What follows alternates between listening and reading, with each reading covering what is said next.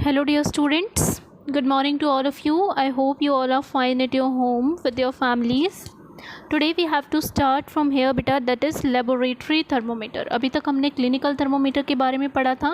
आज हम इस वीडियो के अंदर जो है बेटा वो लेबोरेटरी थर्मोमीटर के बारे में पढ़ेंगे. Okay. How do we measure the temperature of other objects? For this purpose there are other thermometers. One such thermometer is laboratory thermometer.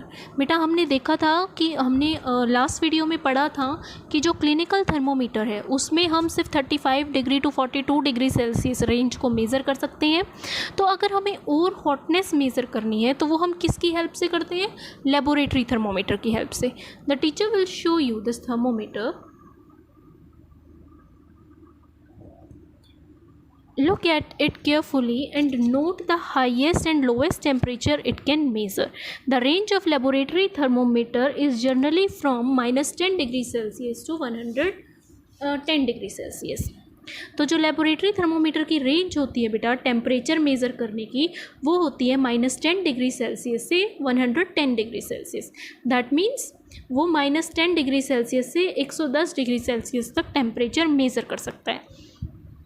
Also, as you did in the case of clinical thermometer, find out how much a small division on this thermometer reads.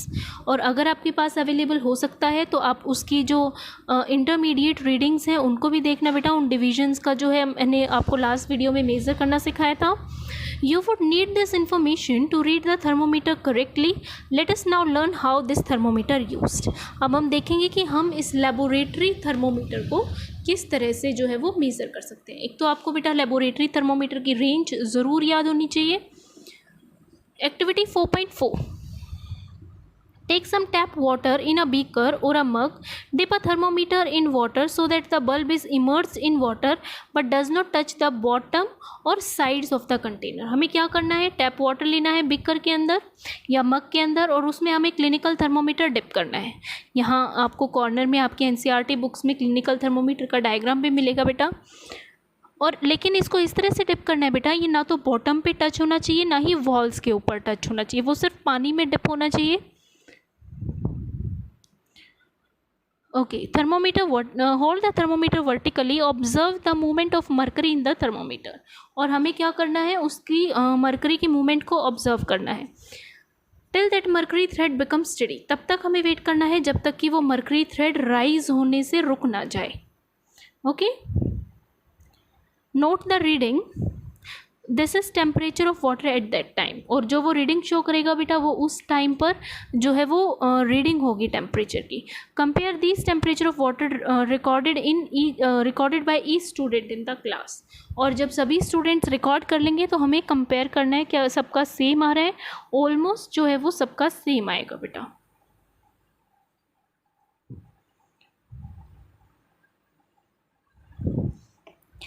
Are these variations in the readings? क्या variations थी readings के अंदर? Discuss the possible reason. Let us try to answer these questions. Activity 4.5. Take some hot water in a beaker और a मग. अब थोड़ा गर्म पानी लेना है मग के अंदर. उसके अंदर हमें थर्मोमीटर को डिप करना है और तब तक वेट करना है जब तक कि वो स्टेडी ना हो जाए, रुक ना जाए, और टेम्परेचर को नोट करना है. फिर हमें क्या करना है? थर्मोमीटर को पानी से बाहर निकाल देना है और केयरफुली ऑब्जर्व करना है कि क्या होता है. तो क्या होगा? जैसे ही हम उसे पानी में से बाहर निकाल लेंगे तो वो जो लेवल है वो अपने आप से गिरने लग जाएगा. देखो बेटा ये एक डिफरेंस है क्लिनिकल थर्मोमीटर और लेबोरेटरी थर्मोमीटर में. लेबोरेटरी थर्मोमीटर की जो मरकरी थ्रेड है वो अपने आप से गिरना स्टार्ट हो जाएगी, लेकिन जो क्लिनिकल थर्मोमीटर का थ्रेड है वो क्या होगा? जर्क देने के बाद, झटका देने के बाद जो है वो वापस बल्ब में कलेक्ट होगा. क्यों? क्योंकि उसमें किंक होती है. हमने स्टार्टिंग में पढ़ा था कि उसमें छोटी सी किंक होती है जो कि उसको होल्ड करके रखती है. Do you notice that as soon as you take the thermometer out of the water, the level of mercury begins to fall? This means that the temperature must be read while the thermometer is in water. तो इसलिए हमें temperature कब note करना है? जब वो हमारा पानी में ही डिप है. क्योंकि बाहर निकलते ही तो क्या हो जाएगा, वो फॉल होना स्टार्ट हो जाएगा. You may recall that while taking your own temperature you have to take the thermometer out of your mouth and then note the reading. और जब हम आपने नोटिस किया होगा कि हम जब अपनी बॉडी का टेम्परेचर थ्रू क्लिनिकल थर्मोमीटर जो है वो मेज़र करते हैं, तो हम अपने माउथ से उसको बाहर निकालते हैं और फिर टेम्परेचर को जो है देखते हैं. ठीक है. Can you then use the laboratory thermometer to use your body temperature. तो क्या लेबोरेटरी थर्मोमीटर जो है वो बॉडी टेम्परेचर को मेज़र करने के यूज़ आ सकता है? नहीं, बिल्कुल भी नहीं. रीज़न आप समझ गए होंगे क्यों नहीं.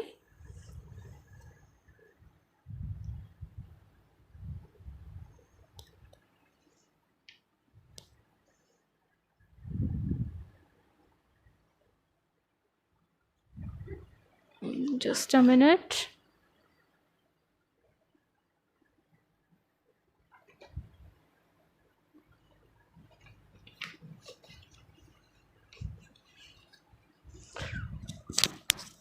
Obviously it is not convenient to use a laboratory thermometer for this purpose. बिल्कुल भी convenient नहीं है बेटा. क्यों? क्योंकि mercury why does the mercury not fall और rise in the clinical thermometer. मैंने अभी आपको इसका रीज़न बताया है कि क्लिनिकल थर्मोमीटर में क्यों नहीं होता है.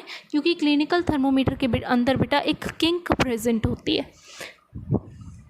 Observe the clinical thermometer again. Do you see a kink near the bulb.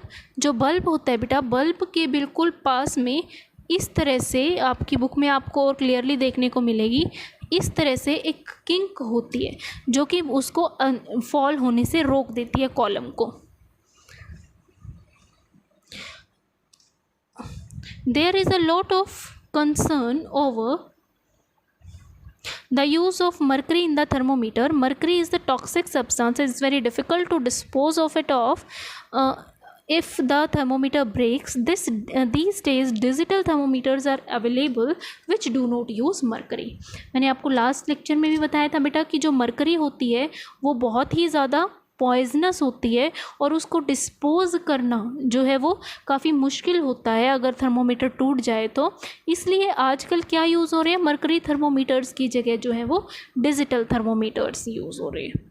Okay, this is all for today. जो नेक्स्ट टॉपिक है वो हम नेक्स्ट लेक्चर के अंदर कंटिन्यू करेंगे. Okay, thank you and have a good day बेटा.